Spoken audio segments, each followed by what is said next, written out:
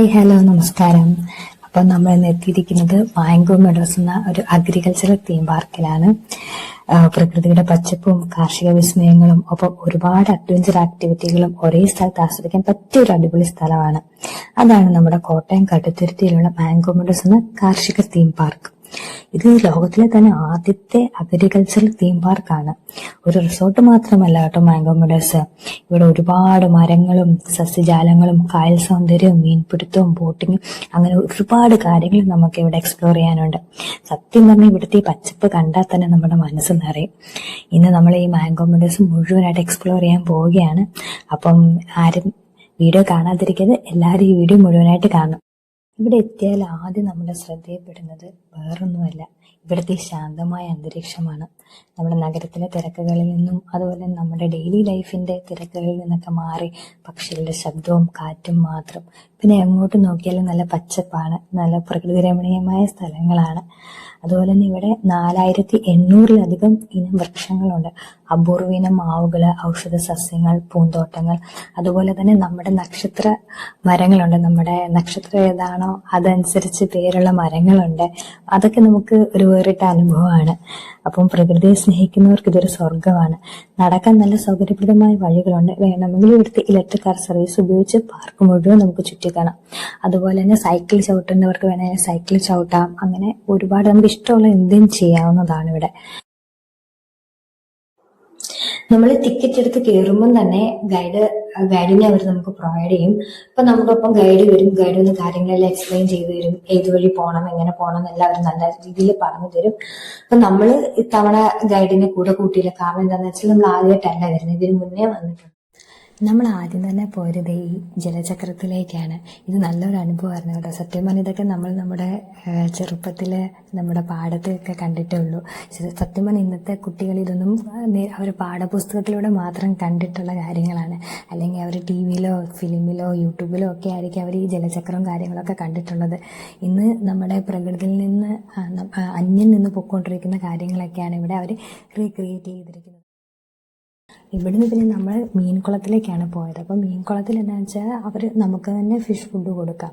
അപ്പം നമ്മൾ fish food available ആണ്. അപ്പോൾ അത് നമുക്ക് വാങ്ങിച്ചാൽ നമുക്ക് മീനിന് തീറ്റിയിട്ട് കൊടുക്കാം. നമ്മൾ ഈ കാണുന്ന ബ്രിഡ്ജിൽ നിന്നും നമുക്ക് മീൻ തീറ്റിയിട്ട് കൊടുത്താൽ അതെല്ലാം നമുക്ക് ബോട്ടിലൂടെ വന്ന് മീനിൻ്റെ അടുത്ത് വന്ന് നിന്ന് അങ്ങനെ ഇട്ട് കൊടുക്കാം. നമ്മൾ ആദ്യം ബ്രിഡ്ജിൽ കയറി നിന്ന് ഇവിടുത്തെ ഭംഗിയൊക്കെ ആസ്വദിച്ചിട്ട് അവിടെ നമ്മൾ ബോട്ടിൽ പോയി ബോട്ട് ചെയ്ത് ബോട്ടിലൂടെ വന്ന് നമ്മൾ പിന്നെ മീനിന് തീറ്റിയിട്ട് കൊടുക്കുമായിരുന്നു ചെയ്തത്. അപ്പം ഇതൊക്കെ നല്ലൊരു എക്സ്പീരിയൻസ് ആയിരിക്കും. എല്ലാവരും വന്ന് എക്സ്പീരിയൻസ് ചെയ്യുക ഇതൊക്കെ.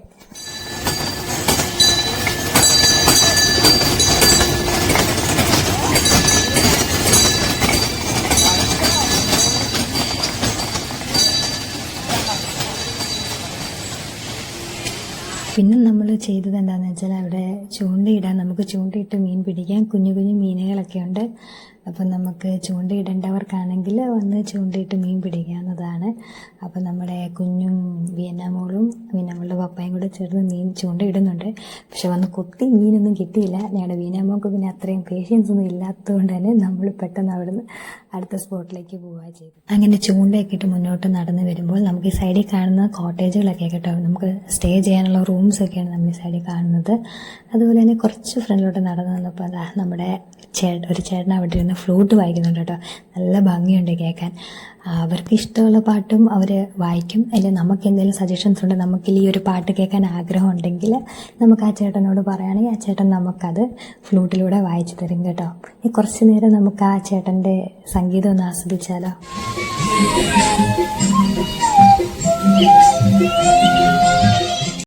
ഞാൻ നേരത്തെ സൂചിപ്പിച്ചിരുന്നത് പോലെ ഈ കാണുന്നതാണ് ഇവിടുത്തെ കൃഷികളും അതുപോലെ തന്നെ 4800-ലധികം മരങ്ങളൊക്കെ ഉണ്ടെന്ന് പറഞ്ഞത് ഈ കാണുന്നതൊക്കെയാണ്. അതുപോലെ തന്നെ ബോട്ടിങ്ങിൻ്റെ അകത്ത് ഷിക്കാര ബോട്ടും സ്പീഡ് ബോട്ടും അതുപോലെ തന്നെ കൊട്ടവഞ്ചിയൊക്കെ അവൈലബിൾ ആണ്. നമുക്കെല്ലാം എക്സ്പ്ലോർ ചെയ്യാവുന്നതാണ്. ഇപ്പം നടക്കാൻ ബുദ്ധിമുട്ടുണ്ടെങ്കിൽ അല്ലെങ്കിൽ നമുക്ക് ഈ മാംഗോ മെഡോസ് ഫുള്ള് ചുറ്റിക്കാണെങ്കിൽ ഇങ്ങനത്തെ ഇലക്ട്രിക് ബസ്സും നേരത്തെ കണ്ട ഇലക്ട്രിക് ട്രെയിനും ഒക്കെ ഉണ്ട്. അതൊക്കെയാണ് ഉപയോഗിച്ച് നമുക്ക് ഈ മാംഗോ മെഡോസ് ഫുള്ള് ചുറ്റിക്കാണാവുന്നതാണ് കേട്ടോ. അതുപോലെ തന്നെ നമുക്ക് പഴമയിലോട്ടൊന്ന് തിരിഞ്ഞു നോക്കാം. വേറൊന്നും കൊണ്ടല്ല, ഇത് കണ്ടോ, പഴയ രീതിയിൽ ചായക്കടയും അതുപോലെ തന്നെ ഓലം മേഞ്ഞ വീടുമൊക്കെ അവരുടെ റീക്രിയേറ്റ് ചെയ്തിട്ടുണ്ട്. ഇവിടുന്ന് നമ്മൾ നേരെ പോയത് നമ്മുടെ ഷിക്കാര ബോട്ടിങ്ങിലേക്കാണ്.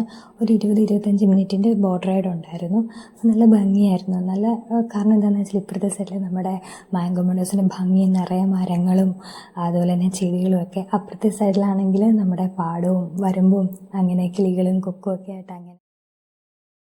അടുത്തതായിട്ട് നമുക്ക് കാണാൻ സാധിക്കുന്നത് നമ്മുടെ കയറ് പിരിക്കുന്നതും കയറുണ്ടാക്കുന്നതും അതുപോലെ തന്നെ ക്ലേ കൊണ്ട് കളിമണ്ണ് കൊണ്ട് പാത്രങ്ങൾ ഉണ്ടാക്കുന്നതൊക്കെയാണ്. ഇപ്പം നമുക്ക് വേണമെങ്കിൽ, നമുക്ക് താല്പര്യം ഉണ്ടെങ്കിൽ കളിമണ്ണ് കൊണ്ട് നമുക്കും പാത്രമൊക്കെ ഉണ്ടാക്കാം.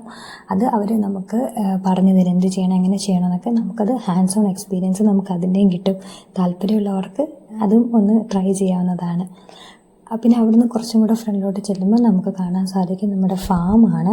അവിടെ നമ്മുടെ പക്ഷിമൃഗാദികളൊക്കെയാണ്. നമ്മുടെ കോഴി, താറാവ്, ആടും പട്ടിയും നമ്മുടെ പശുക്കളും ഒക്കെയാണ് നമുക്ക് കാണാൻ സാധിക്കുന്നത്.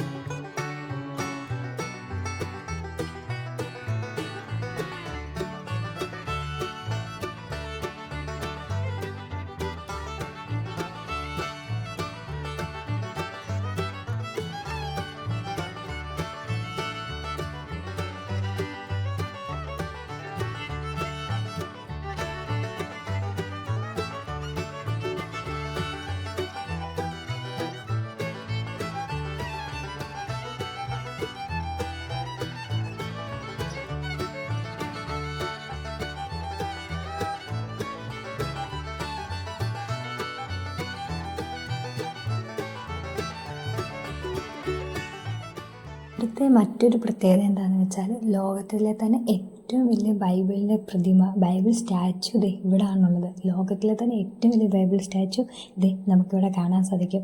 മാംഗോ മെഡോസിന് മറ്റൊരു പ്രത്യേകത അതാണ് കേട്ടോ. അതുപോലെ തന്നെ നമ്മുടെ നാട്ടിൻപുറത്തൊക്കെ മാത്രം കണ്ടിട്ടുള്ളതാണ് ഈ സർപ്പക്കാവും അമ്പലക്കുളങ്ങളും ഒക്കെ. അവരതുപോലെ തന്നെ ഇവിടെ സർപ്പക്കാവൊക്കെ റീക്രിയേറ്റ് ചെയ്തിരിക്കുന്നുണ്ട്. അതുപോലെ തന്നെ സത്യം പറഞ്ഞാൽ ഞാൻ ഈ സർപ്പക്കാവൊന്നും കണ്ടിട്ടില്ല കേട്ടോ. പഴയ സിനിമകളിലൊക്കെ മാത്രമാണ് ഞാൻ ഈ സർപ്പക്കാവും ഒക്കെ കണ്ടിട്ടുള്ളത്. സത്യം പറഞ്ഞാൽ ഇത് എനിക്ക് നല്ല ഒരു ഭയങ്കര ഒരു അനുഭവമായിട്ട് തോന്നി. ഈ സർപ്പക്കാവൊക്കെ സത്യം പറഞ്ഞാൽ അവിടെ പാമ്പുണ്ടോ, ഇത് ശരിക്കും അവർ റീക്രിയേറ്റ് ചെയ്തതാണോ എന്ന് പോലും തോന്നിപ്പോകും കേട്ടോ. അതുപോലാണ് അവരിവിടെ മെയിൻറ്റെയിൻ ചെയ്യുന്നത് കാര്യങ്ങളൊക്കെ. ബൈബിളും അതുപോലെ തന്നെ നമ്മുടെ സർപ്പക്കാവും അതുപോലെ തന്നെ മോസ്കും ഉണ്ട് കേട്ടോ ഇവിടെ. അതുപോലെ തന്നെ 35 അടി നീളമുള്ള പരശുരാമൻ്റെ പ്രതിമയും മാംഗോ മെഡോസിന് മറ്റൊരു പ്രത്യേകതയാണ് കേട്ടോ.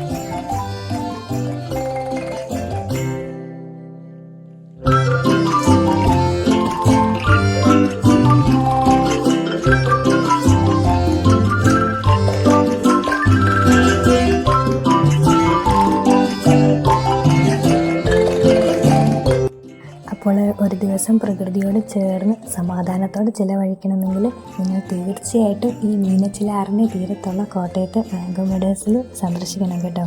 ഈ വീഡിയോ നിങ്ങൾക്ക് ഇഷ്ടമായെങ്കിൽ ലൈക്ക് ചെയ്യുക, ഷെയർ ചെയ്യുക, ചാനൽ സബ്സ്ക്രൈബ് ചെയ്യാൻ മറക്കരുത്. അപ്പോൾ നമുക്ക് അടുത്തൊരു വീഡിയോ വീണ്ടും കാണാം. Tata, bye bye.